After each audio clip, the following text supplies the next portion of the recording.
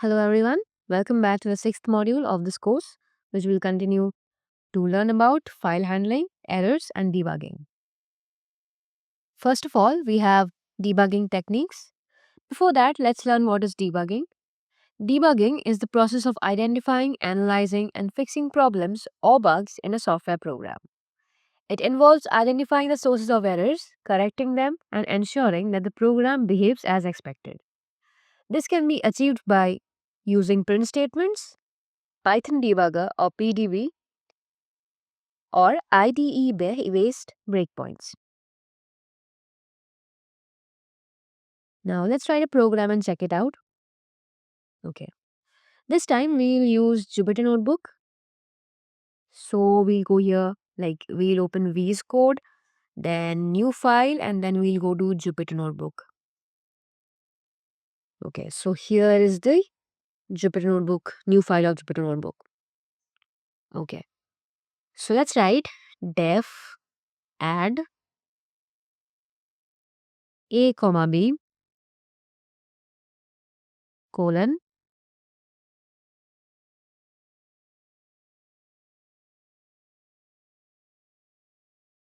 print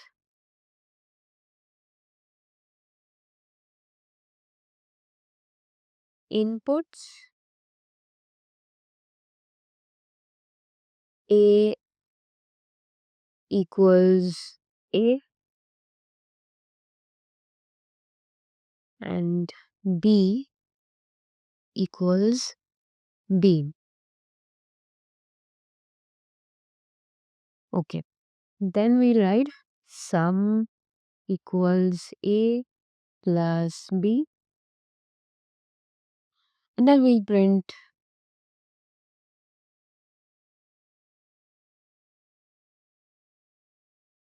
sum equals sum.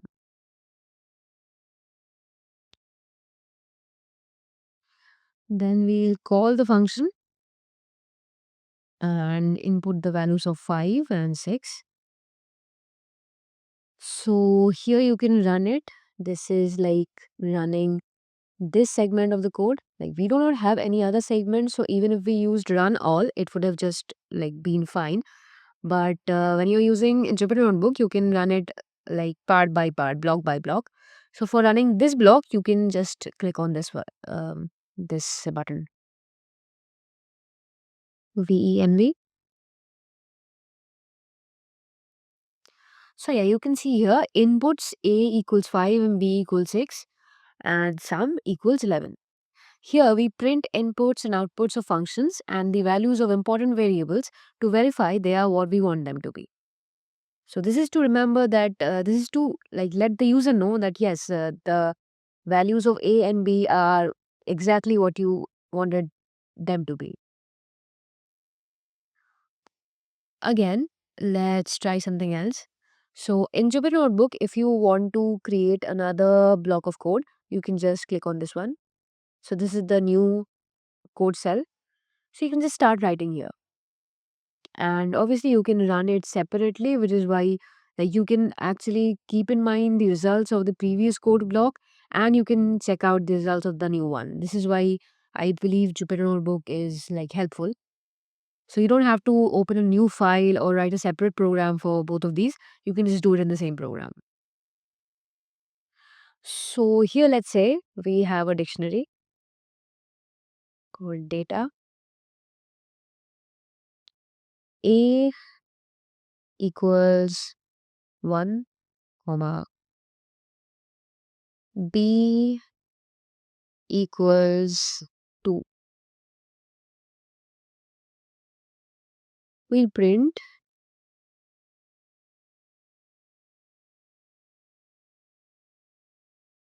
data initially colon data. Then we'll modify the data A equals 10. So here we are changing the value of the key A and making it equal to 10, which was previously 1.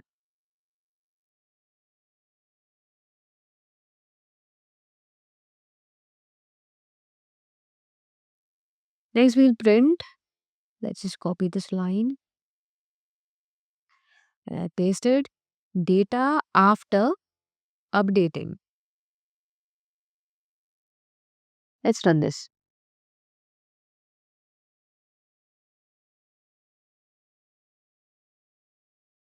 Okay, this here, it should not be equal to, it should be colon instead. This was a mistake. That is a dictionary, right? So we cannot use equal to here. So yeah, you can see here data initially is given to us. We can see what the original value of the key A was and the value of B as well. And then after we update it, we can also see the value. So these print statements are used to keep a track of the operations performed within the code. We find out what the value was initially and what the value that we have changed to. Next, let's write another code. Let's say debug mode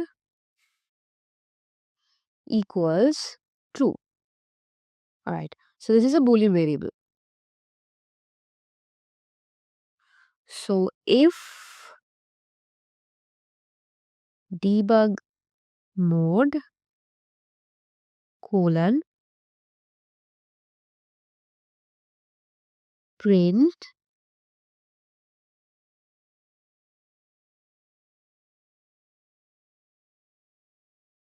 say debug mode is on. So this helps you understand the flow of your program. You can see that this whole block was actually not needed, right?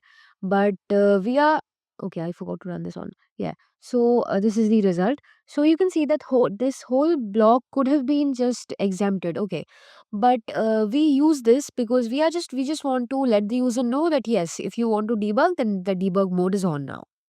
So this is it. Like this print statement and the whole thing was not necessary in the program, but it's good to input here because you come to know that yes, like if you're debugging, the debug mode is on, and if you're not, the debug mode is off. So like it just lets the user know what is going on in the program. Next, we'll write another program, another block of code. Def factorial in colon print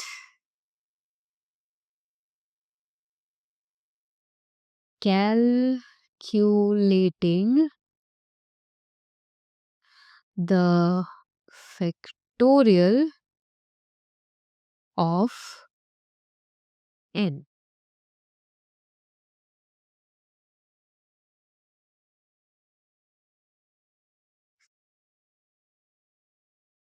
Okay, so if n equals 0 colon return 1, else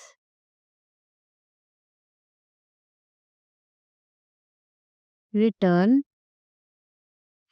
n star factorial n minus 1. This is the end of the function. Now we'll use the function in our code. Say factorial 5.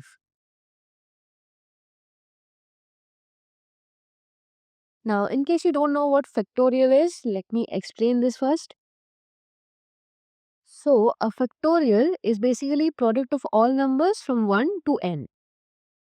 So, if our n is, like in the example, our n equals 5,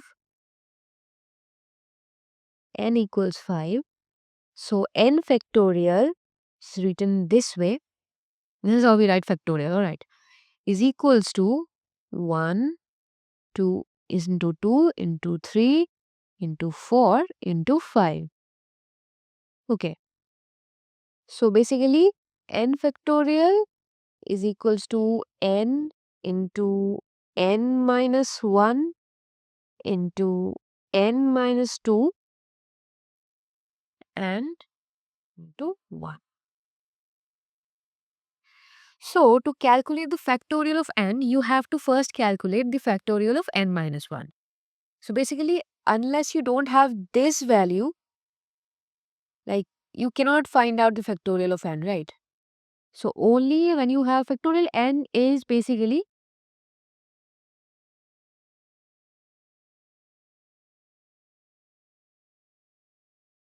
right. I hope this is clear. And the factorial of 0 is considered to be 1. So yeah, so I guess this is clear. In case you don't understand anything, like I'll just explain it once again, okay? So factorial of n basically means n into n minus 1 into n minus 2 into n minus 3 and so on until we get to 1. So the factorial of 5 will be 1 into 2 into 3 into 4 into 5. Okay. And this is something you need to remember that to calculate the factorial of n, you have to know the factorial of n minus 1. So in this function, the function that we had just written, in this one, we have to calculate the factorial of n minus 1 and only then we can find out the factorial of n. So here, if the n is 0, then we'll just return 1 since I just told you that factorial of 0 is considered to be 1. But in case it's more than 0, then we'll use this one. So we are calling the function factorial inside the function itself. Okay. So this is called recursive function. The fact that we are calling the same function inside itself. So this is called recursive function. So once we like equals 5. So in this if else block, the program finds out that is not equal to 0. So it goes here. Okay. So return n into factorial of 4. Then in the next iteration, it goes to 4 into factorial of 3, then 3 into factorial of 2, 2 into factorial of 1, 1 into factorial of 0. And in case of 0, we come to this if block. The if block is activated here and we return 1. So let's print and check it out, run and check it out, sorry. So first we are calculating the factorial of 5 in this iteration and we reach the else block and the control flows here. And then we are calculating the factorial of 4. So factorial of n minus 1 meaning factorial of 4. Then we'll calculate the factorial of 3, 2, 1 and 0. So this is known as recursive function and in every step it is showing us that all the steps needed to calculate the factorial of 5 is followed. So this is how we come to know that, or maybe if you want to check out that how many steps are actually needed to calculate the factorial of 5. Like 5 is a small number, it's rather easy to figure it out. But in case you had something like 20, then you would have checked it out that way. So also yes, the answer is 120 here. Now let's input something, some a bit bigger number maybe 15 say. So here you can see, you can actually find out the number of iterations, the number of times the recursive function was called and also the value. Alright, so next we had debuggers. Both Python's debugger and IDE-based breakpoints are powerful tools for debugging code. The Python debugger or PDB is a command line tool that allows you to interactively debug Python programs. It can be used in any environment regardless of whether you are using an IDE or working directly in a terminal. You can insert a breakpoint into your code where you want to pause execution and enter the debugger. So common commands in the Python debugger: N, move to the next line in the current function. C, continue running the program until the next breakpoint. P, variable name, print the value of the set variable. And Q, quit the debugger. Now let's write a program and check it out.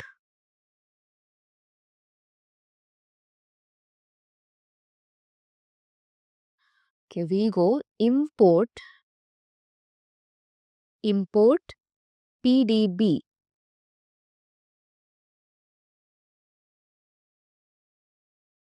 def say this time we'll write it was add, right? Add numbers. Let's just write add numbers now. A comma B colon. Here we'll set the breakpoint pdb dot set trace. This is the function used to set the breakpoint. This is available under the module of pdb. Result equals A plus B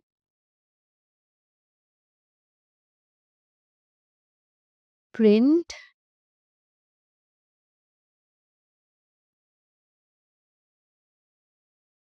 result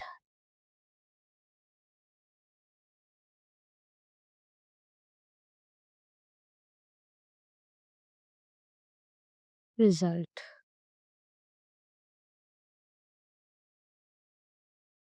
Then we call the function add numbers,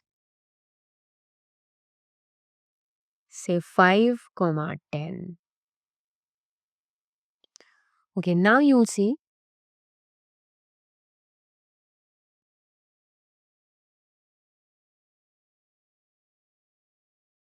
Okay, let's just check it out.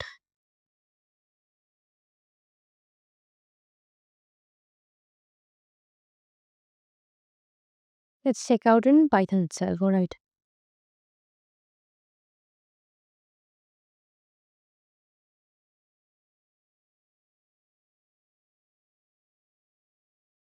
So here you can see the execution has stopped here.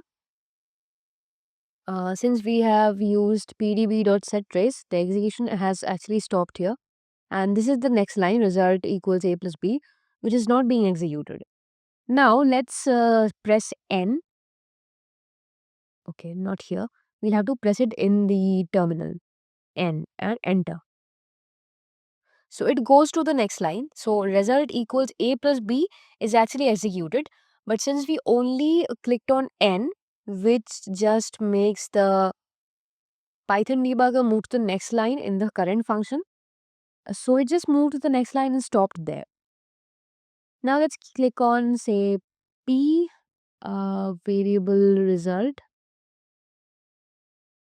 So here we have the value of the variable. Like we typed P result and it gave us 15. Now let's say C and let's continue the function up until the next breakpoint. So here the result is being printed. So okay, so you could see that how we did not automatically get the result equal this value. We did not automatically reach the print statement because we had set a breakpoint here. This breakpoint was made because if we wanted to check something and like stop the execution and check something out, this is why we had the breakpoint. And then we performed things like P, N, C. We could also have used Q, which was quit debugger. So yeah, we could have moved just one line at a time using N, and we could have just continued until the next breakpoint. Well, in this function, we just have only one breakpoint, so that would just result in ending the execution, ending the debugger actually, just like run the whole program. So yeah, we could have done that. So yes. So I guess yes, this was better if you had done it in the like in a .py file rather than in Jupyter Notebook. So as mentioned previously, modern IDEs like PyCharm, Visual Studio Code, Eclipse with PyDev, etc. offer a graphical interface to set breakpoints and debug your code. You can see the state of the program and variables in a dedicated windows or panels. But since PDB is available to use anywhere in the terminal as well as in IDE, I believe this is a better, a more readily available, a more easier to use debugger if you want to use one. Other than that, I guess print statements suffice well. Like you can just insert print statements in various places to see, like, when you write more codes, like codes with more number of lines. Like I've written a few codes, like quite a few ones, while I was studying and all. So I had to write long codes, and sometimes when I made some mistakes, I could not figure out that where exactly was the mistake made. So at times I used to randomly insert print statements. Suppose there's a loop and I had to work with 1 million data. Okay. So the loop has had to go about that many times, and we had to perform, complex calculations and sorts. So printing was only needed in the final steps, right? So I used to, like, while my program was not yet complete, while I was in the process of writing the program, I used to insert print statements in between, and just to check out that, like, if, like, where I had actually gone wrong. Like if the value of the variable is correct in a step, then that means up until that step I was correct. My code is correct. But yeah, so that is how you can check things out using print statements. I don't know if I have an example. If I have something, I can show it to you. Maybe I'll check it out. Yeah, so this is a program I had used, I had done. So yeah, you can check it out here. This is some data north south, this one, this part, okay. This is something I did not actually need to print, okay. Like what I needed to do was these time series graph and the histograms, and I did not need to print this out, okay. The reason I did it was to check out that whatever I'm doing, the mean, the standard deviation here, the minimum here is like almost close to the correct value that is. So yeah, you can just check it out that way. Okay, so moving on, we have logging. Logging is the process of recording messages and information about the behavior of your application. Logging helps developers track the execution of the program, identify issues, and gain insights into the performance or behavior without interrupting the flow of the program. So you can see in debugging techniques, be it print statements or Python debugger, we actually had to stop. Like in print statements, we actually had to go out of our way to print certain lines which were kind of not needed in the program. And in Python debugger, we had to stop the execution altogether. And then we had to check whatever was wrong, or if anything was wrong or something like that. But in logging, you do not have to stop the flow of the program per se. So the messages generated by logging are stored in a structured format and can be directly directed to various destinations like the console, log files, or even external systems. The logging module categorizes log messages based on their importance and severity. The log levels range from debug, most detailed, to critical, the most severe. You can customize the format of the log messages, example including timestamps, log levels, and more. You can create and use multiple loggers to capture logs from different parts of the application with different configurations for each. Let's take a look at a very simple program incorporating logging. So let's write import logging, logging dot basic config. So here we are. Okay, there should have been enter here. So here we are setting up the basic configuration for logging. Level equals debug.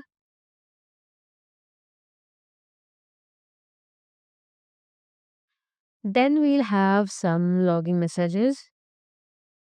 Logging dot debug. This is a debug message.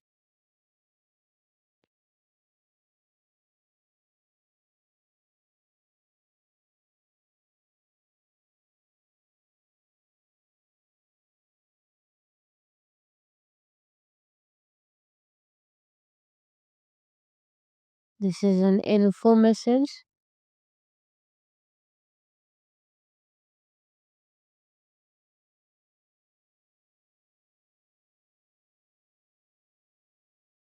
Warning.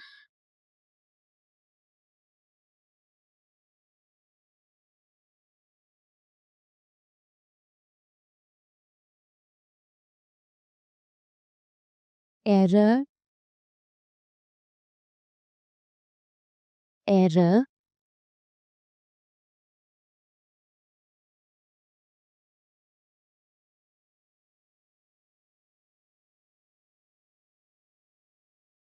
And critical.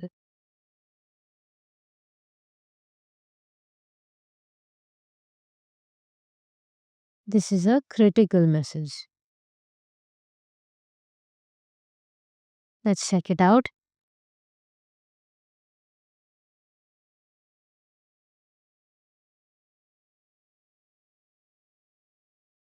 Okay, here we have to write login.debug, not just debug.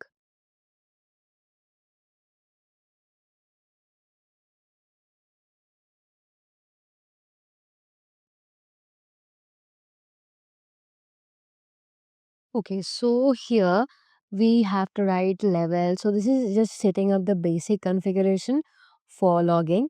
You can actually format this area. You can add timestamps and log levels. And log level is already added actually. So you can modify it according to your need. You can format it. So this is how you write logging.debug. I've just um, set the level equals debug, and these are the messages that would be displayed. So you can see that the logging module has several log levels, each corresponding to a different level of severity. You can choose to log messages at a specific level, like here we have chosen debug. So the common log levels are debug, typically used for troubleshooting or understanding the internal workings of your program.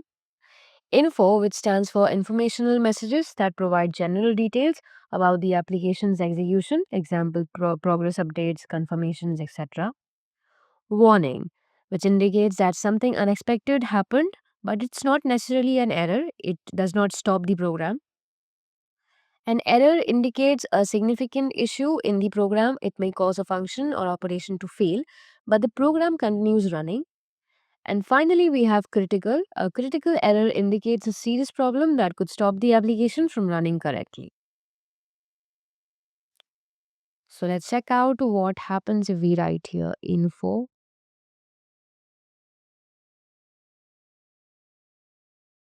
So it just prints from here.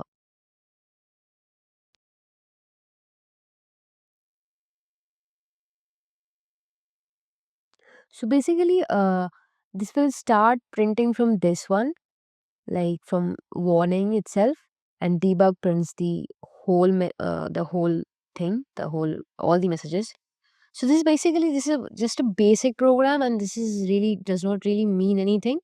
But in case you want to print out everything, you may have statements between these. You may have functions.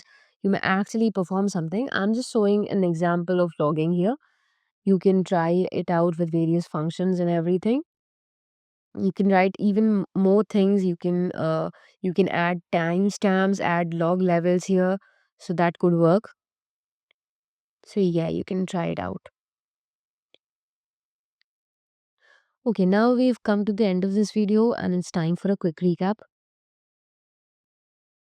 So today we started off with debugging and debugging techniques. Then we learned about Python debugger, and finally we talked about logging. So this is the end of the sixth module, and as always, let me know in the comments if you have any queries regarding any of the lectures. And also, even this module had a lot of technical terms, a lot of new things. We learned Jupyter Notebook for the first time, and then we learned about debugging and logging, which is, I guess, very new. Like, even the names are very new to you. So, in case the explanation was not enough, or maybe you would like another example, another program about any of these, maybe logging, maybe debugging or something, you can let me know in the comments. And I hope this course is engaging enough for you guys. Any suggestions regarding the course and how I could make it better? I could like make it more engaging. If it's not enough, then you can also please write down in the comments. Yeah, any feedback is always welcome. It's more than welcome, in fact. All right, so good luck to you and see you guys in the next video. Bye bye.